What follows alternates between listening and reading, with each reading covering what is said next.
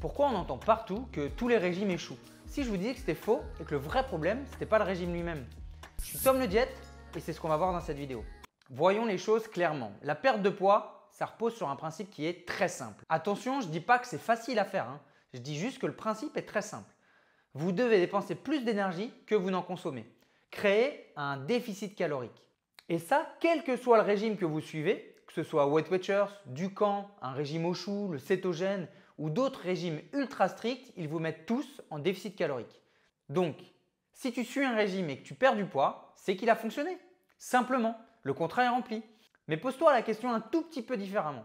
Est-ce que tu veux juste perdre du poids ou est-ce que tu veux vraiment les perdre pour de bon et ne jamais les reprendre? Là, tu ne parles plus simplement de suivre un régime, mais de changer ton régime alimentaire.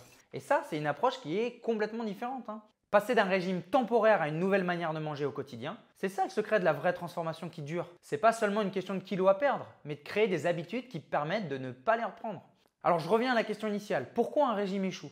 Un régime échoue si et seulement si il répond à ce critère très précis. Le régime est trop loin de tes habitudes alimentaires. Alors si vous passez d'une alimentation hyper riche avec plein de grignotages, des plats en sauce, des soirées à gogo, de l'alcool à foison, des pâtisseries à chaque repas et que vous passez à un régime où vous ne mangez que des légumes alors que ce n'était pas dans vos habitudes, que des pommes de terre cuites à l'eau, il y a de grandes chances que vous retourniez rapidement à vos anciennes habitudes. Alors, vous passez de 3000 calories à 1200 calories, puis quand vous arrêtez le régime, à 3000 calories, voire plus. C'est ça l'effet du yo-yo. Alors sur un régime drastique, en plus de ça, tu vas passer de 3000 calories de besoin à 2008, 2007 parce que ton organisme s'habitue à un déficit trop important.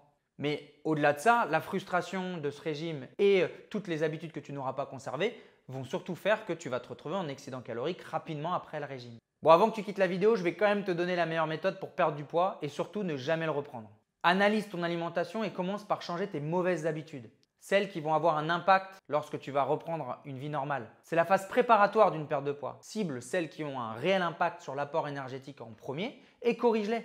Avant de commencer un déficit calorique même. Tu bois jamais d'eau, que du sirop ou des jus, commence par boire de l'eau. Tu n'as aucun légume dans ton assiette, commence par mettre des légumes. Tu cuisines très riche, diminue peut-être un petit peu les plats en sauce. Tu as beaucoup de grignotage l'après-midi, trouve la cause et réduis ces grignotages. Une fois que tu as fait ça, ça va être beaucoup plus facile d'adopter une alimentation équilibrée que tu aimes. Choisis des aliments qui te plaisent et qui sont bons pour toi. Si tu prends plaisir à manger, tu pourras tenir sur la durée beaucoup plus facilement que si c'est une corvée pour toi. N'oublie pas, la clé c'est de trouver un équilibre qui correspond à toi.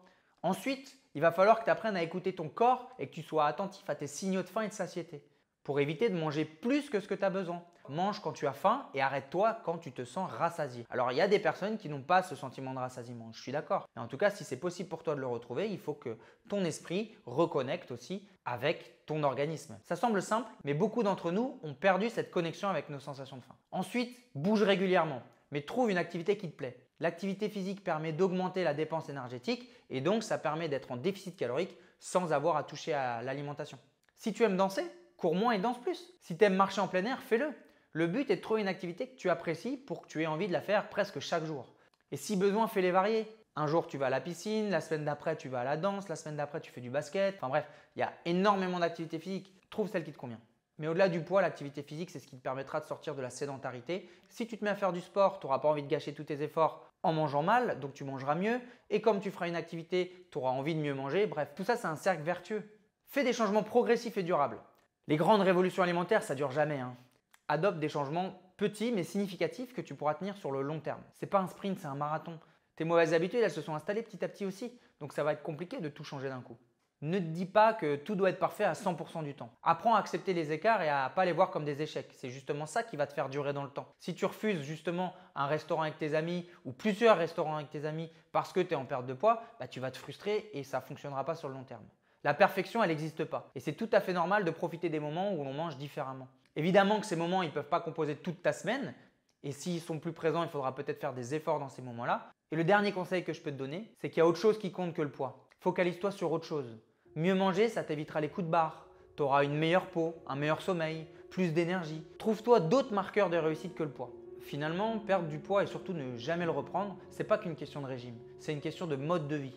Si tu te concentres sur des habitudes que tu aimes mettre en place, que tu peux tenir sur le long terme, que tu incarnes ces changements et que tu apprends à écouter ton corps, alors tu n'auras plus jamais besoin de faire de régime de ta vie. Je te prépare une série de 6 vidéos qui vont vraiment t'aider à changer tes habitudes semaine après semaine.